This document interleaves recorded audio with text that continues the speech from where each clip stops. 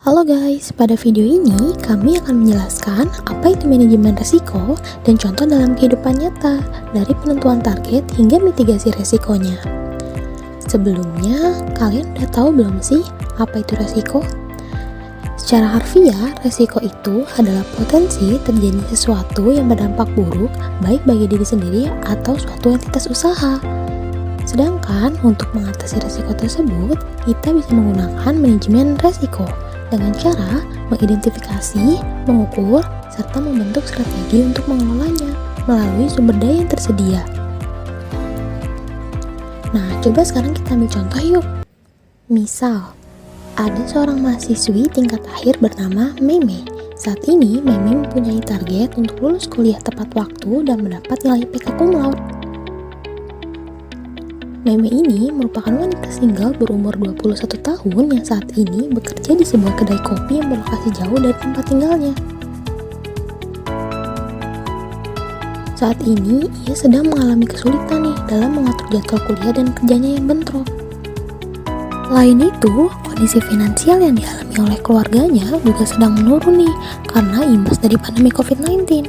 So, apa aja sih identifikasi resiko akibat dari bentroknya jadwal kuliah dengan jadwal kerja Meme?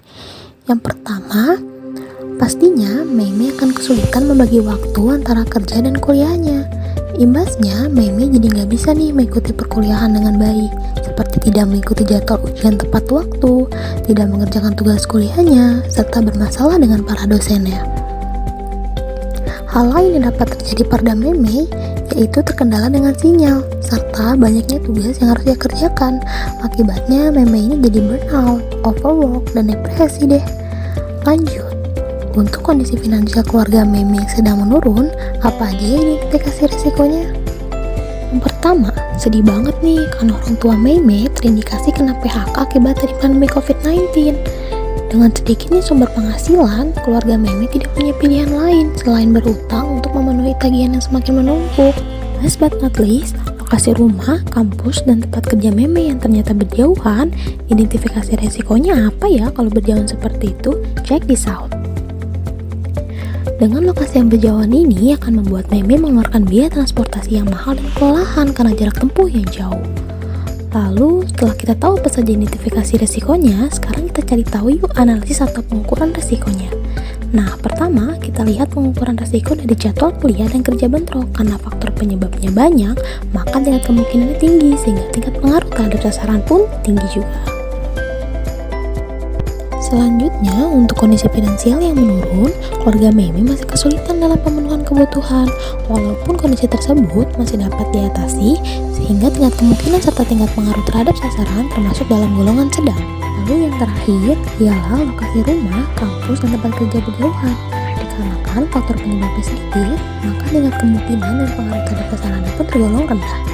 Setelah analisis resiko tadi, sekarang kita udah tahu nih, resiko mana saja sih yang kemungkinan akan dialami oleh Meme dari intensitas paling tinggi sampai yang terendah. Sehingga dalam tahap ini kita sudah bisa loh mengevaluasi risiko mana sih yang harus diprioritaskan terlebih dahulu dalam penanganannya.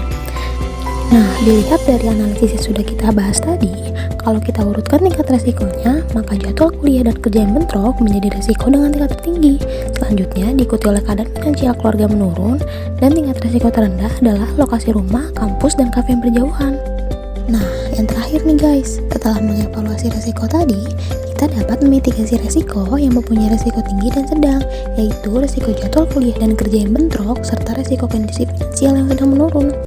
Untuk resiko jadwal kuliah dan kerja yang bentrok, dapat dimitigasi dengan cara membuat skala prioritas dengan mengklasifikasikan antar kegiatan kuliah dan kerja berdasarkan tingkat urgensinya. Kemudian, untuk mengatasi tugas yang terbengkalai, ini bisa menggunakan waktu yang kosong yang ia miliki untuk mengerjakan tugas dan tidak menunda pekerjaannya. Selanjutnya, dalam mencegah atau mengatasi efek burnout akibat overwork, Meme dapat menyisihkan waktu untuk beristirahat agar stamina dan energi yang dikeluarkan tetap seimbang, dan Meme jadi gak gampang lelah.